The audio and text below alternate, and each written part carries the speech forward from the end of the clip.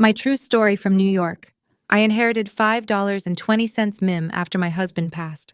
Luckily, I told no one because a week after my son's wedding, my deal came with a notary and blank papers to sign. She thought I was poor. I just smiled.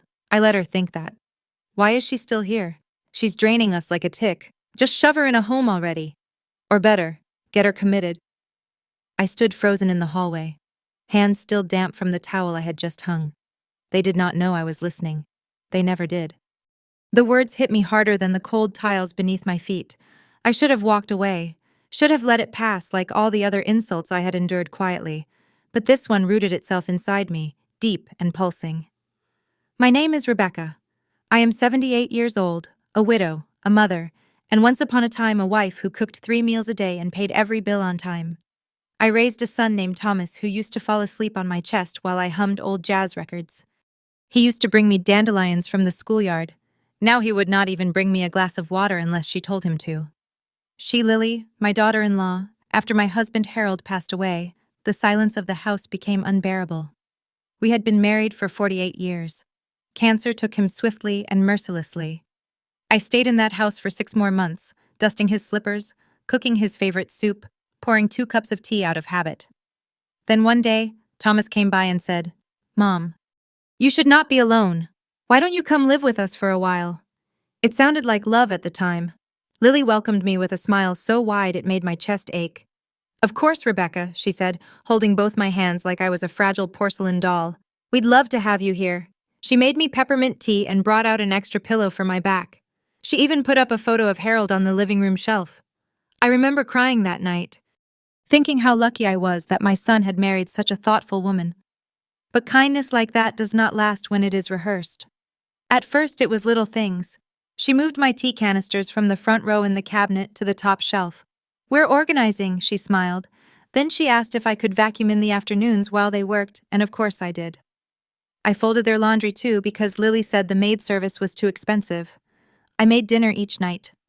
Thomas said thank you sometimes. Sometimes he did not. Then one morning I tried to open the fridge and it beeped. It had a child lock code. Lily laughed and said, "Oh no, silly thing. We had to keep it secure because of food tracking diet stuff."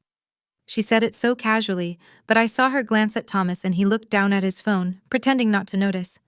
I started keeping crackers in my bedroom drawer. There were days when the tea tasted strange. Once I woke up groggy on the couch with no memory of how I got there, my mouth dry, my head spinning. I asked Lily what had happened and she said, "Oh, you must have dozed off. You're getting old, Rebecca. It's normal." Her voice was soft, almost pitying, but her eyes were sharp, calculating. I started pouring my own tea after that. The house changed around me slowly. My old armchair disappeared. "We sold it on Facebook Marketplace," Lily said. "It didn't match the aesthetic." Harold's photo vanished from the shelf. My family cookbook lost during spring cleaning. They never asked me what I wanted to keep. My name was no longer mentioned during dinner conversations. I had become the background hum of an appliance, something noticed only when broken or in the way. Still, I stayed silent. I told myself this was just transition, adjustment. Grief makes you pliable, patient, foolish. But that morning, when I heard her say those words, "She's draining us like a tick," something snapped. I remember the way she said it. Bored and annoyed, as if I were an ugly stain on their living room rug. I peeked around the corner, careful not to make a sound. Lily sat at the dining table, manicured fingers flipping through a glossy magazine. Thomas stood nearby, awkward and half-involved as always. "I'm serious, Thomas," she continued, tapping her nail against her mug. "Your mother is not contributing anything. She sleeps, eats, and wanders around like a damn ghost. I didn't sign up for elder care. This is our house, our life. We want kids. We need space. We can't do that with her lurking around." Thomas sighed, but he did not disagree. "She'll say no," he mumbled. "She won't," Lily said. "She's too tired to fight. We just need a doctor's note or something. She's already halfway there. You saw how confused she was last week. I was not confused. I had been awake for 36 hours straight because the sleeping pills she had slipped into my drink had left me groggy and anxious, but I had cleaned their bathroom anyway. "We get her evaluated," Lily went on, "and then if the results are promising, we proceed. Conservatorship or whatever. At her age, it'll fly through." Thomas ran a hand through his thinning hair. I don't know, Lily. That's still my mom. She leaned in close, her voice low but slicing. She's not your mom anymore. She's a liability. Look at her. She talks to herself, forgets things, barely moves. She's halfway to the grave, and I'm not waiting till she drags us down with her. That was when I backed away, my heart pounding. I walked quietly back to the guest room and sat on the edge of the bed, hands trembling, mind spinning. They wanted me gone.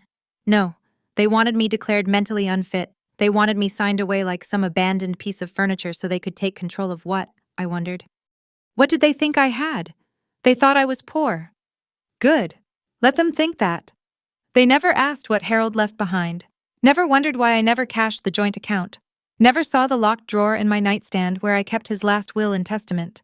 The one that named me sole beneficiary of $5,200,000 in investments and real estate. Quietly sold off the year before he passed. They did not know. They never asked. And now they had made a fatal mistake. They thought I was alone. But I was not. I still had one thing left that they did not memory. And I remembered every word she said when she thought I was too old to matter. I remembered, and I would not forget. In the early days of moving in with them, I tried to keep myself useful. I cooked dinner every night, folded the laundry before they got home, and made sure the house was clean and quiet. I dusted the shelves, scrubbed the bathtub, and even organized their pantry by color. It was not pride that drove me. It was survival. If I could be helpful, if I could blend into the wallpaper, maybe they would let me stay in peace. No one knew the house belonged to me. After Harold died, everything was transferred into my name, including the deed to the house Thomas now lived in. We had bought it when he started college, thinking it might be an investment for his future, but we never told him. Harold and I agreed that some things should be earned, not handed over like candy on Halloween. So when Thomas and Lily moved in after their wedding, we let them believe it was a generous rental from an anonymous benefactor. I paid the taxes, the maintenance fees, even the water bill, all through a trust. No one asked questions. No one said thank you either. Lily liked to think of herself as the queen of the house. She had a taste for pastel furniture and Pinterest-style renovations. I often came home to find wallpapers stripped, cabinets replaced, walls painted in shades of beige I could not name. "You smell like mothballs and regret," she told me one morning as I stood in the hallway clutching a basket of clean towels. I said nothing, just turned back toward the laundry room. She thrived on humiliation. It was in the way she'd loudly correct me when guests were over. "No, Rebecca, we use the espresso machine now, not that drip thing." Or the way she'd talk about me like I was not even in the room. At dinner one evening with two of her friends sitting around the table, she said, "I swear having her around is like living with a museum exhibit. Everything smells like the past and it never shuts up." Her friends laughed. Thomas looked down at his plate and stabbed at his peas. He never spoke up, never defended me, not once. "You better die before Christmas," she said one afternoon while reorganizing the living room. "We're redecorating." I was standing nearby, dusting the windowsills. She said it so casually, like she was talking about replacing a throw pillow. I went to my room that night and cried. Not loud enough for them to hear, of course, just quiet tears into the same pillow I had used for 30 years, the one Harold gave me when we took our first trip to Cape Cod. The next morning, I began my quiet war. I did not yell. I did not confront. I simply started writing. Every word she said, I logged in a little notebook I hid beneath the drawer liner in my nightstand. December 3rd. She left crumbs on the counter. I should shove those crackers down her throat. December 10th. Thomas, if you don't talk to her, I will, and I won't be nice this time. December 17th. She wears that same sweater every damn day. I swear it smells like death. Words are weapons, and Lily had no idea I was collecting hers like bullets, but words alone would not be enough. I needed proof. So, I took one of Harold's old picture frames, a heavy oak one with a floral border, and hollowed out the back just enough to place a mini voice recorder inside. I positioned it on the mantel in the living room, angled just so. Each night while they slept, I downloaded the day's audio to a flash drive I kept tucked in the lining of my purse. I gave it a label they would never check. Church Hymns 1980-1987. For weeks I kept recording. I captured her telling Thomas I was faking my forgetfulness, that I was exaggerating my age. I captured the way she scoffed when I asked for help carrying groceries, the way she laughed when I mispronounced the name of her hair serum, The way she hissed, "She's a parasite," when she thought no one was listening. But I was always listening. And I was learning something important. Lily was not just cruel, she was calculating. She had a way of turning everything into evidence against me. If I dropped a glass, it became another sign of decline. If I forgot to put the milk back in the fridge, it was dementia. Clearly, she kept a private folder on her computer called Rebecca Notes. I saw it once briefly when she left the screen unlocked. It listed every mistake I had made in the house since August. She was building a case against me. Slowly, meticulously, it terrified me. But it also woke something inside me I had not felt since Harold died, a fierce, quiet strength. I was not crazy, I was not weak, and I was done pretending not to notice. Dinner was quiet that night. Too quiet. I had made roasted chicken with rosemary, mashed potatoes, and a green bean salad the way Thomas used to like it, with a hint of lemon zest. No one said thank you. No one said anything at all until Lily cleared her throat and pushed back her chair with that pointed little smile she wore when she was about to perform. She reached behind her and retrieved a stack of neatly clipped papers sealed in a bright blue folder. She walked over to me and set it down beside my plate right on the cloth napkin I had ironed that morning. "Let the maid sign the papers," she said loud and clear, looking at Thomas, not me. "She doesn't even know what they say." I looked down at the folder. Thomas looked at his glass. There was a long pause. I reached for my reading glasses, even though I did not need them for large print anymore, but I wanted the delay. I needed a moment to steady the tremble in my hand. My heart was thawing against my ribs like a war drum. Thomas did not say a word, not a whisper of protest, just kept staring into his drink like the answer might be at the bottom. I opened the folder slowly, deliberately, page after page of legal language, dense small font paragraphs, words like durable power of attorney, revocation rights, and asset transfer. It was dressed up like estate planning, but I had seen enough paperwork in my lifetime to know this was no mere housekeeping. They were trying to take control of everything. Lily poured herself a glass of wine, swirled it, and took a delicate sip, like she was watching a scene from a play she had directed herself. "It's just financial housekeeping," she said lightly, as if I had asked. "Standard stuff. We're just organizing things so everyone's protected in case anything happens." She said the word happens with such a sugary tone I nearly gagged, as if the thing that might happen was not already being planned with precision behind my back. I nodded slowly. I lifted the first page again and made a show of squinting. "I'm not sure I understand this part here," I said, pointing to a paragraph near the bottom. "What does this word mean? Irrevocable?" Lily laughed, not kindly. "It just means it makes things easier down the line. It's legal talk, nothing to worry about." I turned to Thomas. "Do you know what's in this?" He finally looked up, eyes glassy. "It's fine, Mom. It's just to help us help you, so you don't have to worry about bills or anything."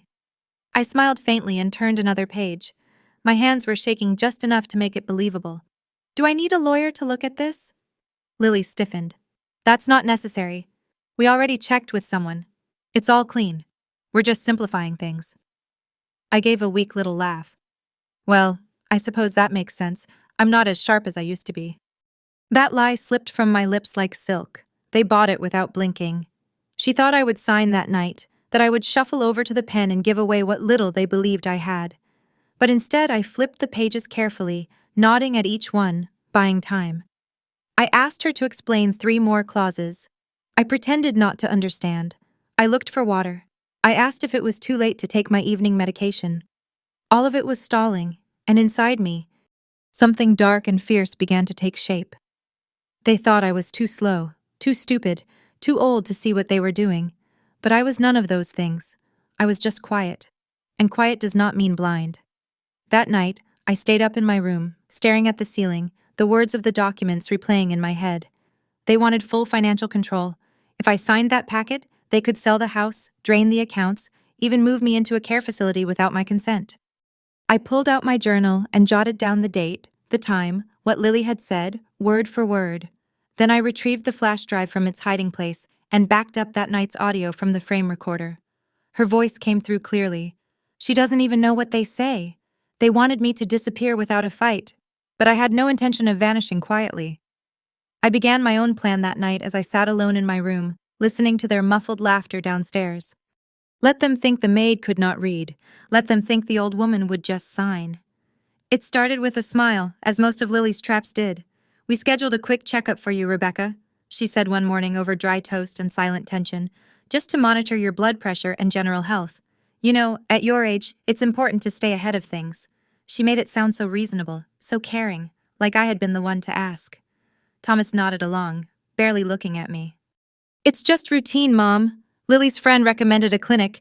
They're really good with senior care. I knew better than to protest. Resistance only fed her performance.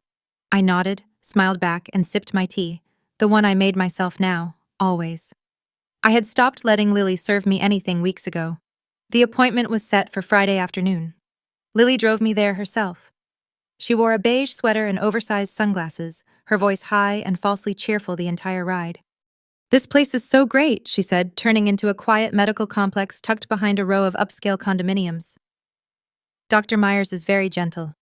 You'll love her. She parked the car and came around to open my door like I was some honored guest, not a prisoner being walked into her own ambush. Inside, the receptionist greeted us with a bright smile and a clipboard. I noticed there were no charts on the walls about heart health or cholesterol, no posters about blood pressure or arthritis. Instead, everything read like a pamphlet for cognitive decline, understanding early dementia, how to prepare for memory loss. Bent to consider conservatorship. I glanced at Lily. She was texting.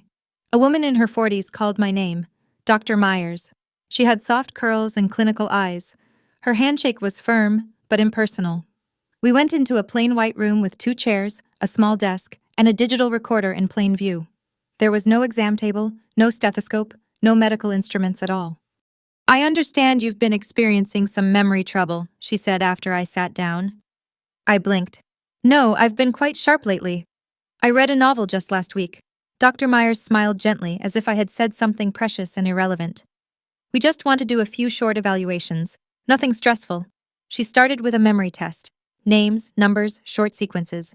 Then came orientation, what day it was, who the president was, what city we were in. I answered everything correctly. Then came abstraction. If you had to explain the phrase, "don't cry over spilled milk," what would you say it means? I answered clearly. It means there's no point in mourning what's already done. She wrote something down without looking up. Another question. If a train is moving west at 60 miles per hour and a car is moving east at 40, how far apart are they after 30 minutes? I laughed. I'm not applying to NASA, am I? She didn't laugh. She just kept writing. The questions got stranger. Do you ever hear voices when no one is around? Do you often feel like people are watching you? Have you ever wanted to hurt yourself or others? I answered calmly, firmly, truthfully, no to all. But she kept writing. When we finished, she thanked me for my time and asked me to wait outside. Lily was sitting in the car, sunglasses still on, scrolling her phone. How'd it go? She asked without looking up. Fine, I said, staring straight ahead. The following week, a letter arrived. It was addressed to me, but Lily opened it. She always did. She read it in the kitchen, standing near the coffee maker. I was washing dishes. Well, she said, almost singing. Looks like they found something after all. She handed it to me like a dirty tissue. I dried my hands and took it. It was from a state-affiliated clinic. Formal sterile subject behavioral and cognitive assessment outcome. Recommendation for further evaluation and long-term care consideration. I kept reading. My throat tightening. Diagnosis: mild cognitive impairment with behavioral irregularities. Recommendation: monitoring and preparation for possible conservatorship or psychiatric evaluation for long-term placement. I folded the letter slowly, neatly, looked up. Thomas stood in the hallway watching. He did not say a word. Lily just smiled and walked away, humming to herself. They were doing it. They were laying the groundwork to have me declared legally incompetent so they could take control of the house, the accounts, every dollar they thought I was hiding. They believed that once I was out of the way, locked in some white-walled facility, the rest would be easy. They were wrong because I had recorded every conversation. I had backed up every file. I had scanned that letter and added it to my growing archive of evidence. This was not just a plan, it was a crime. And I was not going to let them finish it. The day after that letter arrived, I made a call. Not from the house, of course. I walked 3 blocks down to the public library, signed in on one of the old landline booths they had kept for emergencies, and dialed the number from memory. Alan Green had been Harold's attorney for over 30 years. He was the one who handled the quiet sale of our investment properties, the silent transfer of our portfolios, and the will that named me sole beneficiary to everything Harold had built. All 5,200,000, zero of it. Harold trusted no one with money, not even Thomas. But Alan knew every line of our story. "Rebecca," he said when he picked up, his voice like smooth gravel, "I've been waiting on your call. We met that Friday in a quiet downtown office nestled between a dentist and a bakery. He poured me chamomile tea and shut the blinds before we spoke. I pulled out the USB flash drive, the small black notebook, and a stack of printed emails, letters, and copies of that so-called medical report. Then I pulled the recorder from my coat pocket." He listened. For nearly 2 hours, his eyes grew colder with every clip. Lily's voice rang out again and again. "She's a parasite. She doesn't even know what she's signing. Just get her committed." When it ended, Alan exhaled through his nose. "You've been patient," he said. "Too patient. This is premeditated elder abuse, Rebecca. This is criminal." I nodded. "She's trying to make me disappear." "No," he corrected. "She's trying to make you disappear legally. She wants power of attorney. Once she gets that, she can sell your house, close your accounts, and place you wherever she wants. And there's not a damn thing anyone could do after the fact." I sipped my tea. "I need this stopped quietly but permanently." He leaned back. "I'll start with background checks. She's slippery, but if she's done this before, we'll know." 2 weeks later, Alan called me back. He did not say hello. Instead, he said her real name isn't even Lily. My spine straightened. I held my breath. Her legal name is Celia Howard. Lily is one of 5 aliases she's used in the last 10 years. She's been married 3 times before that we could confirm. 2 of the husbands were more than 30 years older than her. Both died within 1 year of the wedding. Causes of death? Natural causes, he said grimly. One had a heart attack. The other fell down a flight of stairs. And insurance? Both cases, the widows collected substantial life insurance payouts within 90 days, nearly $500,000 each. I put the phone down and closed my eyes. I was not just living with a manipulative daughter-in-law. I was living with a professional predator. Alan continued. "She's under quiet investigation in New Jersey, but there was never enough evidence to convict. It looks like she's changed locations every 18 to 24 months, marrying, collecting, then disappearing." "And my son?" I asked softly. Alan paused. "He's not innocent. He's not a mastermind, but he knows at least some of it. There's a paper trail, account access changes, beneficiary requests. There's no way he doesn't suspect something." My chest ached, but I did not cry. Not anymore. I had cried the day Harold died. I had cried the day Thomas stopped calling me Mom and started calling me Rebecca like a stranger. But now I was out of tears. Now I was awake. "They think I'm weak," I said. "They're counting on it," Alan replied. I looked out his office window into the gray New York sky, and I felt something settle in me. Not anger, not grief, something sharper, something old and unbreakable. "They won't see what's coming," I said. Alan smiled. "Let's make sure they don't." I spent the next few weeks pretending to fade. I moved slower, forgot things on purpose. I left the fridge open once, accidentally, put salt in the sugar jar, and started asking the same question twice. Lily loved it. She was practically glowing with delight. "She's getting worse," she whispered one night, knowing I could hear her. "I told you we're doing the right thing." Thomas nodded, his eyes flickering toward me, then away. He looked like a boy who had dropped his toy in traffic and was too scared to run after it. They thought I was unraveling, but I was preparing. The papers they had given me the first time, I still had them tucked away in a file, scanned and sent to Alan. He drew up his own version. It looked identical on the surface. Same layout, same cover sheet. But what I signed would not be the death of my freedom. It would be the beginning of their undoing. The real documents were affidavits signed under penalty of perjury, reporting financial fraud, attempted elder coercion, identity manipulation, and conspiracy to commit abuse of a vulnerable adult. Alan had arranged for a certified notary to play a role in the performance. I had one job: act the fool and sign. The day arrived like a shadow. Lily woke me early. She was wearing a pearl white blouse and beige pants like she was going to brunch at a country club. Her smile was syrupy, her hands annoyingly gentle as she helped me into a fresh cardigan. "Today's going to be a good day," she cooed. "We're just wrapping up some paperwork. After this, you won't have to worry about anything ever again." Thomas sat at the kitchen table, silent, pale. The notary, a polite young man named Jacob, arrived promptly at 9 a.m. He sat up at the dining table and unzipped a small case with a formal stamp, clipboard, and legal pad. Lily laid out the papers like a hostess preparing hors d'oeuvres. "This is the final version," she said, sliding them in front of me. "Just a few signatures and initials." I blinked slowly, adjusting my glasses. "What's this part about again?" She leaned in. "It just says you're giving us permission to help manage the house and accounts. You know, help you with your bills, your medications. It's a blessing, really." Jacob cleared his throat and looked at me. "Mrs. Reynolds, are you signing these documents of your own free will?" I nodded. "Do you understand what these documents entail?" I smiled faintly. "Yes, very clearly." Lily beamed. Thomas still did not speak. My hands trembled, not from fear, but timing. I picked up the pen, slowly, turned to the last page, and signed. "Rebecca Ann Reynolds, just as Alan told me to." Jacob stamped the paper. "That's it," Lily said. "We're done." She turned to Thomas, her voice giddy with relief. "We're done." I stood up. "I'll be in my room. I need to rest." And I walked away slow and deliberate, my back straight, my heart calm. 3 hours later, Alan filed everything, not to probate court, but directly to the Attorney General's Office of Elder Affairs and the Federal Division of Financial Crimes.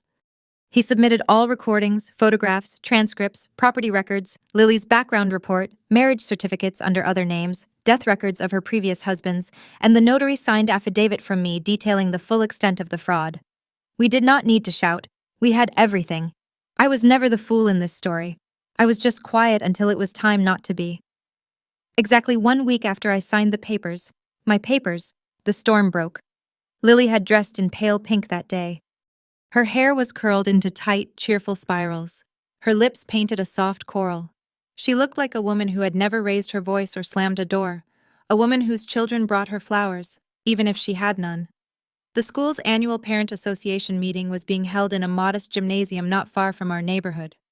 Lily had been invited to speak a short 5-minute slot before the voting for Mother of the Year, an award given by the district to recognize excellence in parenting and community service. I suppose she thought her victory lap was about to begin. Thomas drove her there. He was wearing a navy blazer and a lost expression. I watched them from across the street, parked in the back of Alan's sedan, dressed in an old trench coat and wide-brimmed hat. No one noticed me. No one ever did when I did not want them to. Inside the gymnasium, folding chairs had been arranged in neat rows. A makeshift stage had been set up. PTA mothers fussed with banners and paper name tags. Lily took the microphone. She smiled to the audience like a queen on Easter morning, and then the doors opened. 2 men in dark suits entered first. Behind them, uniformed officers. The room went still. Gasps rose. A chair screeched backward. One mother clutched her pearls like something from a movie. "Lily Howard," the taller agent said. "You are under arrest for identity fraud, conspiracy to commit elder abuse, attempted financial theft, and interstate insurance fraud." Lily blinked. Once, twice, then the color drained from her face. I don't understand," she stammered, her voice cracking. "There must be a mistake." Thomas stood beside her, motionless. His mouth opened, but no sound came out. The agents moved forward, read her rights, and placed her wrists in cuffs. The badge flashed. Cameras clicked. Someone's phone recorded it all. She did not look elegant anymore. Outside, the press had already begun to gather. Alan had sent anonymous tips to several local outlets, just enough to ensure the story would not disappear quietly, just like she had hoped I would. I stood behind the caution tape, silent. She was led out the front door, and for one suspended moment, our eyes met. She froze, her jaw tightened. I didn't smile. I didn't wave. I just looked at her the same way she used to look at me when I stood too long in the kitchen or took up too much space in the living room. Except now the space was all mine. She broke eye contact first. Thomas turned next. He saw me. He took a step forward, just one, and then stopped. We stared at each other for several long seconds, mother and son, the chasm between us wider than the sirens screaming down the block. He opened his mouth. I turned and walked away. 1 week after the arrest, I sealed a plain white envelope, wrote Thomas's name in careful cursive across the front, and dropped it in the mailbox by the corner cafe. No return address, just the truth. Inside was a single sheet of paper and a crisp $1 bill. The paper bore my signature, notarized, final, and irrefutable. It revoked his status as heir, revoked his right to make decisions on my behalf, revoked everything he thought he would quietly inherit while standing beside a woman like Lily. For your silence, I wrote above the bill, "This is all you get."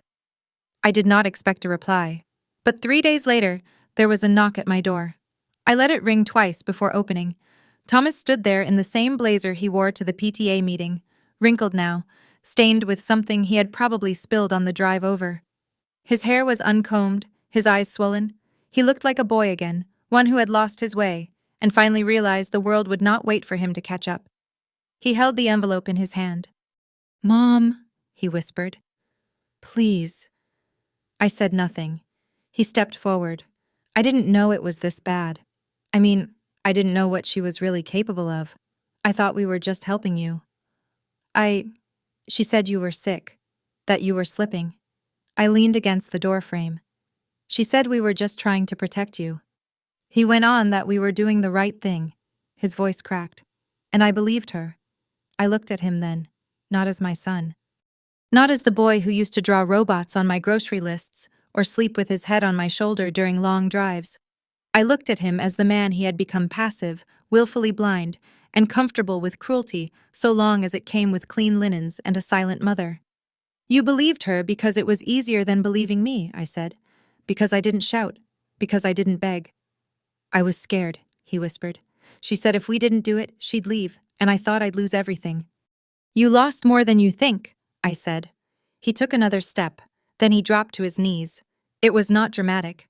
There were no howls or fist-pounding, just a quiet collapse, like something inside him had finally given up. "Please," he said, "please don't do this. You're all I have left." I stood there for a long moment. Then I stepped back and closed the door. I did not slam it. I did not lock it. I just let it rest quietly in the frame, the way silence always does, steady, final, and more honest than any apology ever could be. That night, I packed 2 suitcases, 1 carry-on, and a passport I had not touched in 15 years.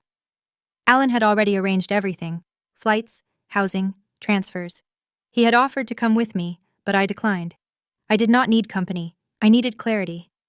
The morning air was cool as I stood on the curb and waited for the car. The city moved around me like it always had, loud, fast, and uninterested.